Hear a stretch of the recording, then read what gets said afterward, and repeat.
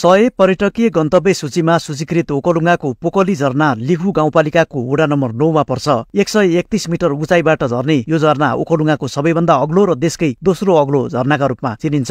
पोकली झरनासँगै रहेको हाडीदह, गुफा, पहाडी भूगोल, सुनुवार जातिको संस्कार संस्कृति यहाँका आकर्षण हुन्। यो झरनामा पुग्नका लागि रामेछापको सिरिसे हुँदै जान सकिन्छ। यस्तै ओखलढुङ्गा सदरमुकामबाट पनि झरनामा पुग्न सकिन्छ।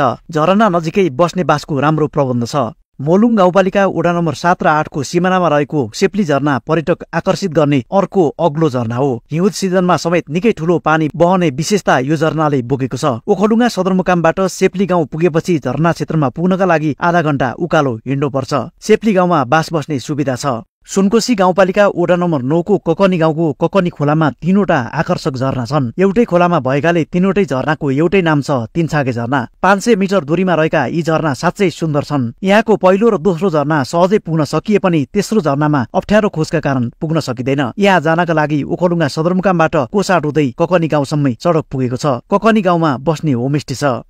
चिसङ्खुगढी गाउँपालिका वडा नम्बर 4 को मजुवामा छ 111 मिटर अग्लो रातमाटे झरना। अन्य पर्यटकीय पूर्वाधार विकास नभए पनि सडक भने यो झरनासम्मै पुगेको छ। सुनझाँक्री रिसाउने विश्वासले प्रचारमा आउन नसकेको यो झरना साँच्चै सुन्दर छ। अग्लो पहाडबाट खसिरहेको रातमाटे झरनामा पुग्नका लागि ओखलढुङ्गा सदरमुकामबाट सानिटार डाँडागाउँ हुँदै जानुपर्छ। यो ठाउँमा बास बस्ने सुविधा छैन। बासका लागि शेर्ना वा खानेबन्ज्याङ झर्न सकिन्छ।